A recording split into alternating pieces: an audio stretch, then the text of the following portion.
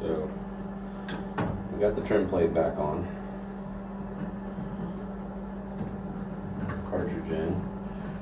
Got the handle and the thermostatic part put back together.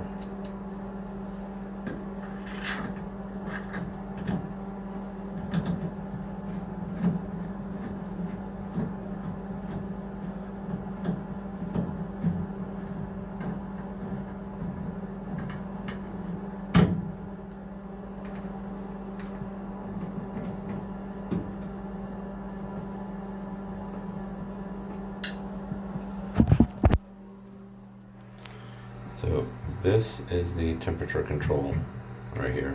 These little knobs, you can set them anywhere you want. Everybody prefers them to be hot, so that's why it sits where it sits.